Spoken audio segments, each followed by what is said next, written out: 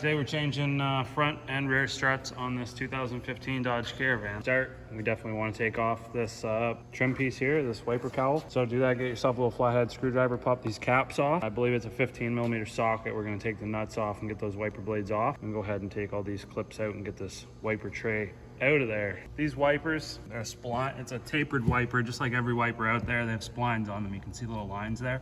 These wipers on Chrysler products love to just get stuck on there like a real bastard to get off. So you got to get one of these little pullers most of the time. That one over there, I was able to wiggle it and get it off. It take like 5 minutes of pressing up and down on this arm piece. Can't get it off, you got to use that press. Hopefully get it off. All right, so I really don't have a puller that's going to be able to do it. The one that I had there wasn't really for this, but we tried, it didn't work. Sprayed it down with penetrating fluid. Been at it for about 20 minutes trying to get it off. Anyhow, you can sort of work around it. It's just a pain in the ass. You stick a block of wood underneath there. You can still get underneath and get to the nuts, but you can see there's going to be a shaft that's part of the wiper transmission linkage. It's going to be in the way of that back nut, but it's not a big deal. Okay, so now we got all the nuts off. That, like I say, that one in the back, it's going to be a pain. Got to use a wrench. Couldn't get a socket on there. Make sure you leave one nut on each side, on each strut, just a couple threads on, just so when you lift the vehicle up, the strut doesn't fall out. All right, so go ahead and pull all your wheels off. If you're just doing front struts, obviously just pull front wheels, but we are doing rear shocks and front struts. So got the wheels off. The next challenge that we need to deal with are these sway bar links. Now, if you live somewhere that doesn't have a lot of rust, you're gonna have probably an easier time than me. I have a lot of rust to deal with, so gonna have to get cleaning these threads and get those nuts off. All right, it's gonna be an 18mm nut, and that's a T40 TORX. It's on the inside. Now I recommend using a ratchet and that 18mm to break the nut free. Spray that with a little bit of penetrating fluid after you get all the threads clean. Get them clean the best that you can. That's gonna give you the best chance of getting that off. Ideally, use a wrench, or better yet, a ratcheting wrench, 18mm, and the TORX on the outside, so that you can hold that center stud portion stationary. All right, so you should have something that looks like that. You got your ratcheting wrench on the nut, and then TORX on the inside of the thread there, or that stud. Okay, now we got to take off these strut bolts that mount the strut to the knuckle. So you're going to take, it's a 21mm nut, and also the bolt's 21mm as well. So I just got my impact gun and a wrench. And these bolts, I believe, are splined. So what you do is take the nut off, and then you have to hammer the bolt out. Before I guess you do that, I take this ABS wire off, because what's going to happen, this knuckle's going to want to fall down. So we want to relieve the tension off of this so that it doesn't get yanked and broken. Same with this brake line. But what I'm going to do is prop something up underneath of this so that it doesn't fall over and break anything. Okay, so we got everything off here, hammered the bolts out.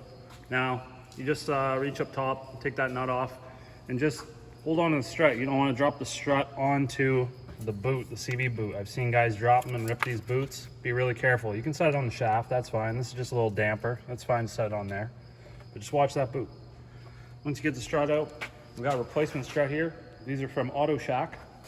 Now, this is a Canadian website, and these are like a multi-fit. It'll fit left or right side. You can see it's got the brackets for the sway bar links on both sides. Same with the ABS adapter plates, both sides. Fronts are 210/57, and that's for a pair. So cheap stuff, but I've had good luck with them. Honestly, I've done brakes and struts and all kinds of stuff that they sell, and it's been pretty good. You can use something like this. It's got a little abrasive disc on it. You can use a wire wheel. You can even use sandpaper if you want, or one of these little roll lock cookies. Grab yourself a drill, whatever. Like I say, you could use sandpaper if you wanted to. Just clean this stuff up, just so that this piece slides nicely into the strut. You don't want anything binding. And you're gonna grab yourself your bolt. You can see the splined portion there on the end of it, and stick them back in the way they were. Okay, now once we get these things in, you can see I've pressed the bolt in. I actually use my air hammer. You can just use a regular hammer. Watch you don't hit this line. Anyhow, press these in. Don't use the threads to pull the bolt in. One thing I want to show you with these struts is these are the factory struts.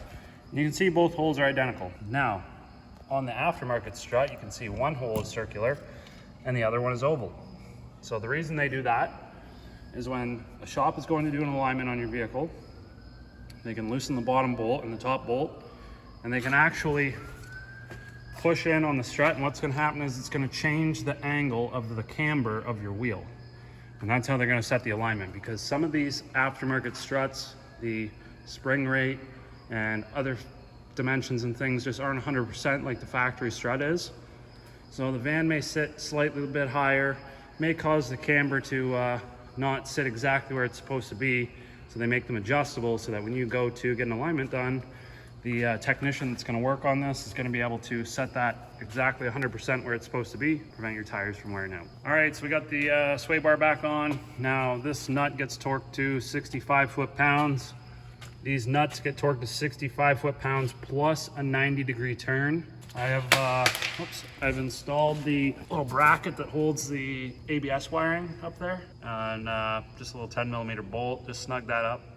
I don't know what the torque spec is for that, it's not listed.